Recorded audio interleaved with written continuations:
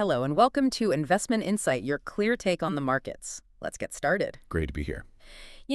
We usually kick things off by looking at a specific stock or, I don't know, some flashy new gadget. Hmm.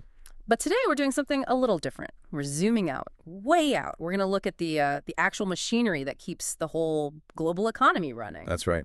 We're not looking at the paint on the house today. We're checking the foundation. Uh-huh. And we have a lot of data to get through, mostly from just this past week, February 2026. And we're looking at two massive pillars. First, you have the physical backbone semiconductors, the chips in, your phone, your car, even your toaster. Everything. And second, the financial backbone, the U.S. dollar. And looking at the research, it honestly feels like both of those backbones are, well, they're getting some pretty serious surgery right now. That's a really good way to put it. Right. We are seeing a fundamental shift. I mean, if the last 20 years were all about efficiency, making things cheaper, faster, Right. then 2026 is really shaping up to be about security.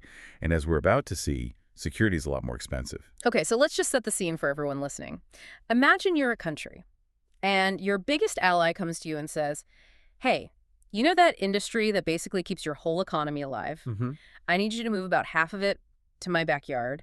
And at the exact same time, the world's bank manager, the IMF, is basically shouting at governments to stop spending money. Because their credit cards are maxed out. It sounds like chaos, but that is exactly what the data is showing us. I mean, recent analysis from the U.S.-Taiwan trade talks from just yesterday, February 9th, and the transcripts from the IMF managing director in Saudi Arabia, it all shows the rules are changing, and they're changing fast. Okay, let's unpack this. Let's start with the physical stuff, the chips. We all know the Trump administration has been pushing made in the USA really hard. Very hard. But this week, the demands got very specific. The U.S. wants Taiwan to move 40% of its semiconductor production to American soil. Right, 40%. That is just a staggering number. And Taiwan's response, it wasn't a polite, we'll think about it. Yesterday, Taiwan's vice premier, Cheng Li-chun, went on TV and had a one-word answer for that request. Impossible. Yeah. Impossible. It's a word you almost never hear in diplomacy, right? Usually it's, we will study the proposal, or this presents challenges. Sure. But she was crystal clear. And it wasn't just to be difficult. She laid out a really technical argument for why you can't just, pick up a factory and move it. She called it the cluster effect. Okay, let's dig into that, the cluster effect. Yeah. Because I think for a lot of people, a factory is just a building with machines. Yeah. If I have the money and the blueprints, why can't I just build the exact same thing in Arizona? And that's the common misconception. The vice premier's point, and the data absolutely backs this up, is that the Taiwanese chip industry isn't just a building. It's a 30-year-old biological ecosystem. An ecosystem, like a rainforest or something. Yeah. It's exactly like a rainforest. Yeah. I mean, think about it. You have the main factory, the big TSMC plant, but 3 blocks away, there's a supplier who spent 20 years perfecting one specific chemical just for that factory. Oh. Down the street, you have a packaging company that knows exactly how to handle those wafers. Oh. And then you have the human talent. The engineers. And it's more than just a degree. It's what they call tacit knowledge. It's the fact that when a machine acts funny, there's a guy 10 minutes away who knows that you have to kick it in a certain spot to get it working again. It's the chemistry. Okay, I think I have an analogy for this. Tell me if I'm on the right track here. Imagine a world-famous Michelin star restaurant in Paris. The kind of place people fly in from all over just to eat at. Okay, I'm with you. And hungry. Now, a billionaire comes along and says, I love this food so much. I want you to move 40% of your kitchen to Las Vegas. Right. You can build a new kitchen. Exactly. You can buy the exact same copper pots, the same fancy stoves. You can even fly in the same French butter. But you can't just teleport the head chef's 30 years of experience. You can't teleport his relationship with the local farmer who grows his basil. And you definitely can't teleport the way the kitchen staff communicates with just a look during the dinner rush. That is a perfect analogy. You move that kitchen to Vegas. The food might be good, but it won't be that food. The yield, the quality, it's going to drop. Yeah. And in the chip business, if your yield drops by just 1%, you're losing billions of dollars. That's why Taiwan says it's impossible. You can't just transplant a living thing and expect it to be fine. So if moving it is impossible, but the U.S. is demanding it for national security, are we stuck? Is the deal just dead in the water? Not at all. It just means the negotiations have shifted gears. According to the analysis, we're not talking about replacing Taiwan anymore. We're talking about duplication. Duplicate? Yes. Taiwan is basically saying, look, We'll keep our main kitchen here in Taiwan, where it all works perfectly, but we will help you build a franchise in the U.S. We're moving to a dual production system. So 2 supply chains instead of just 1. Correct, which is great for security, right? If one goes down, you have the other one. But it's terrible for efficiency. It means you're paying to build the same house twice. Okay, so we're building a backup kitchen in the U.S., but we all know building here is more expensive. Labor costs, regulations. So how is the Trump administration convincing these companies to do it? I'm guessing it's not by asking nicely. No, nicely is not the main strategy here. And that brings us to our second big topic, the new rules of the game. Yeah. And the number one tool being used is tariffs. Right. I've seen the headlines from the Commerce Secretary, Howard Lutnick. He's been very vocal. He has.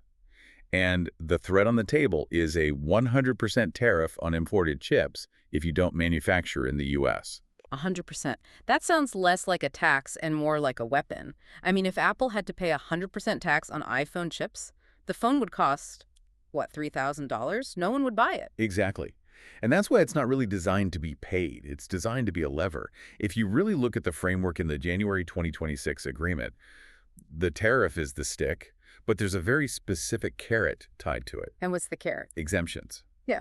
Based on how much you build here. It's a deal. Yeah. The data mentions this mechanism where if you build a new factory in the U.S., you earn a kind of free pass to import a certain volume of chips without the tariff. Hold on, let me get this straight. So the government is saying we're going to tax everything 100% unless you build a factory here. Yes, and it's proportional.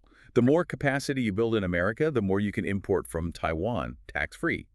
They mentioned a ratio, something like, for every 1 chip you make here, you can import 2.5 without tariffs. That is actually pretty clever. It's like a loyalty program for a country. It is. It's kind of like, okay, back to the food analogies. Let's say I love ordering takeout pizza, but my doctor, the government, wants me to cook at home more. Okay. So the doctor says, I'm going to charge you a $50 fine every time you order a pizza. They'll definitely get you to stop ordering pizza. Right. But then he says, however, if you cook a healthy dinner at home 3 nights a week, I'll give you a coupon to order pizza tax-free for the rest of the week. That is precisely it. It forces the behavior they want building in the U.S. without completely cutting off the supply you still need. So it's basically a pay-to-play system. If you want access to the huge U.S. market, you have to invest in the U.S. market. Exactly. And here's where it gets really interesting, especially for anyone watching the stock market. Yeah. Just yesterday, February 10th, news broke about potential carve-outs for big tech. You mean companies like Amazon, Google, Microsoft? The very same. The reports are saying the administration is considering special tariff exemptions just for AI chips for those companies. But, and this is the catch, it's likely tied to them helping fund these new U.S. factories. So, if Google wants cheap chips for its AI data centers, Google might have to write a check to help build that factory in Arizona. It connects the end buyer directly to the maker. For an investor, this is the real aha moment. You can't just analyze a company's tech anymore. You have to analyze their political deal-making. Do they have the golden ticket to get tariff-free imports? It feels like we're moving from a free market to more of a permission-based market. That is a very profound way to put it. It really is a permission-based market now.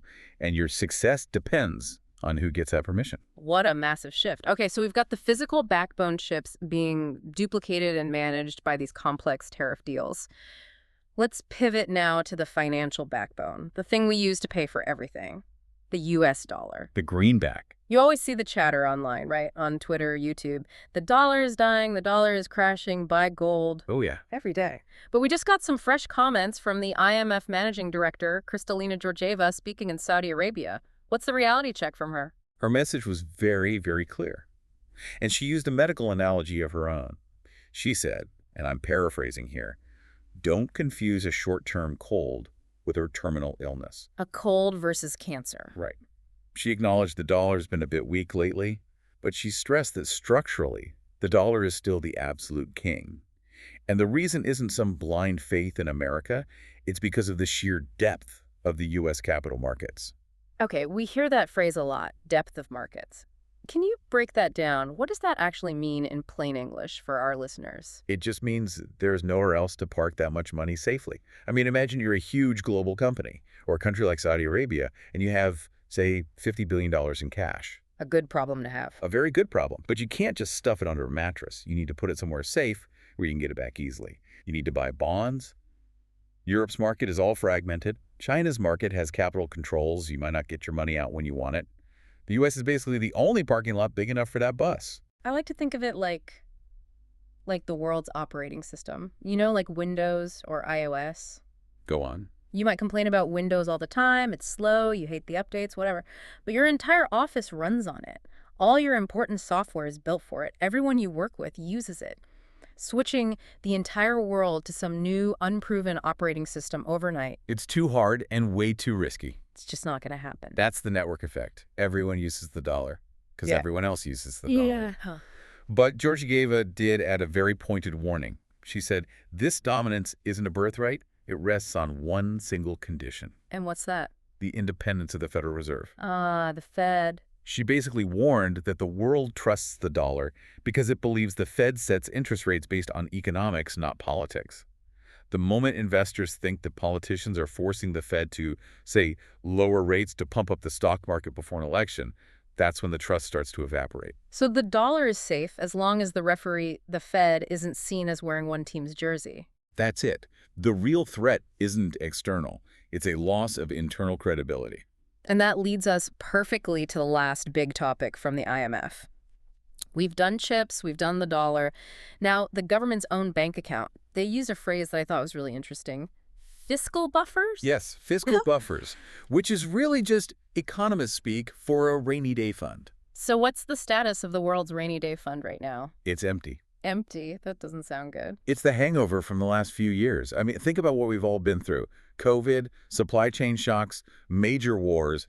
Governments everywhere, including here, spent trillions of dollars just to keep the lights on. They printed money, they borrowed, they spent. Which was a survival strategy, to be fair. I mean, without that, we might have had a global depression. That's true. But here's the problem. The emergency is, for the most part, over. The IMF is actually predicting 3.3% global growth for 2026. Things are growing.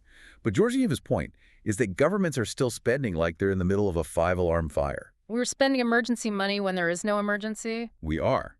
And the real danger is, what happens when the next crisis hits? Tomorrow or next year? We have no money left in the account to fix it. Exactly. Okay, another analogy. This feels like a family. Let's say the dad lost his job a few years back. It was a huge crisis. To survive, the family maxed out all their credit cards just to buy groceries and pay the mortgage. Makes sense. You do what you have to do. But now it's 2026. Dad has a great new job. The income is back. But instead of paying down that mountain of credit card debt, the family is still spending like crazy, buying new TVs, going on big vacations, just ignoring the debt. That is a very precarious position to be in. Because if the car suddenly breaks down tomorrow... They've got no credit left. They can't pay the mechanic. They're bankrupt. That's a terrifying thought. So the IMF is basically the financial advisor telling that family, you need to cut up the credit cards and start paying down this debt now. Yes. Rebuild your buffers. Because, as they put it, the world economy is resilient but divergent. Resilient but divergent. It means some rich countries, like the U.S., might be able to muddle through. But a lot of other countries are just one bad day away from total disaster. If another shock hits, they have no shield left. So for our listeners who are investors, what's the big takeaway here? You have to start looking at national balance sheets. For years, investors just look for growth. Who's growing the fastest? Now you have to ask who has a savings account. You have to avoid the countries that are ignoring their debt because they are incredibly risky right now. So look for the countries that are actually paying down the credit card. Exactly right. Safety is the new growth. Okay, let's bring this all home. We've covered a ton of ground today, from the microchips to macroeconomics. If we had to boil it down, what are the two big things our listeners should remember from this deep dive? I'd say the first one is that we are entering the era of redundancy. In the chip world, we're not just moving factories, we're literally building duplicates. We're creating this dual production system, one in Taiwan, one in the U.S. And redundancy means security. But like buying a spare tire for your car, it costs money and it just sits there. Precisely. And the second big takeaway is fiscal reconstruction. The party is over. Governments have to stop spending and start saving to protect the value of their currency and, frankly, to prepare for the next inevitable shock. So on one hand, companies are being forced to spend billions on duplicate factories to make things more secure. And on the other hand, governments are being told they have to stop spending money to make their currencies more secure. That is the core conflict, isn't it? Everybody's trying to buy very expensive insurance at the exact same time. Which brings me to one final thought, something that's been nagging me this whole conversation. How's that? If we're building these duplicate factories, which are expensive and inefficient, and we're paying for it with tariffs, and governments are supposed to be cutting back, who actually pays for all this in the end? That is the multi-billion-dollar question. It seems like it has to be us, the consumer. I mean, if Apple has to pay more for a tariff-exempt chip that's made in some brand new, expensive U.S. factory, my next iPhone probably isn't going to get any cheaper. I think it's highly likely that the era of cheap tech, where our gadgets got better and cheaper every single year, that might just be over. We're choosing to pay for security instead of low prices. Security isn't free. That is a heavy thought to end on, but a really important one. We will definitely be watching to see who gets those golden tickets. We certainly will. That's all for today's deep dive. We hope this helped clear up some of the noise around the chip wars and the dollar. Don't forget to subscribe and hit that like button. We'll see you next time.